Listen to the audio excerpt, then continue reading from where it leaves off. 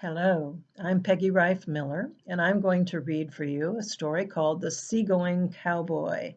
And this is a book that I wrote, and it's been illustrated by the wonderful Claire Ewart. I just love her paintings in this book. Everything in here actually happened to one cowboy or another many, many years ago. Here's the story. A long time ago, when I was looking for adventure, I became a seagoing cowboy. Seagoing cowboys didn't ride horses. We rode waves. Seagoing cowboys didn't herd cattle across the prairies. We herded them across the ocean. We took farm animals to people who had been in a terrible war.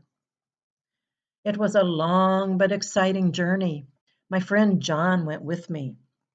We rode the train to the city where our ship was waiting for us. The port was a noisy, busy place.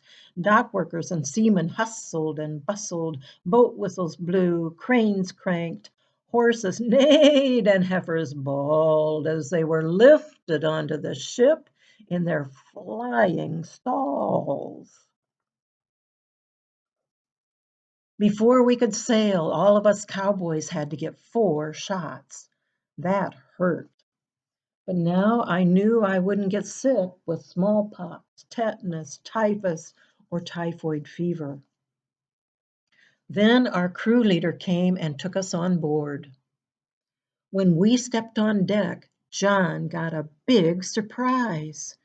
There was his family's workhorse, Queenie, whinnying at him. Before our trip, John's father had sold Queenie to buy a tractor. And here she was, waiting to go to Poland, just like us. Our ship soon pulled out to sea. It rocked gently on the water, up and down and all around. And those shots we got, they didn't keep me from getting seasick. But sick or not, we cowboys had work to do. John got to take care of Queenie and other horses.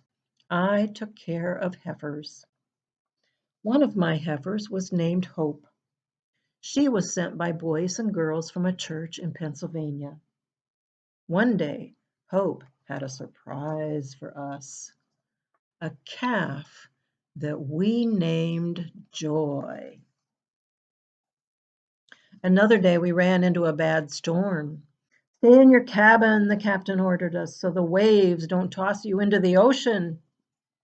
Instead, the waves tossed us in our bunks. When the storm was over, I hurried to see if Hope and her calf were all right. John ran to check on Queenie. All of the animals were safe. For 10 long days, there was nothing to see but ocean. Then we spotted land. Hooray, we shouted. But we still had another week to travel. Up the English Channel we went, through the Kiel Canal, across the Baltic Sea. Finally, our ship docked in the country of Poland. 2 boys played music to welcome us. Dock workers got busy unloading our animals, and we cowboys went on shore to explore.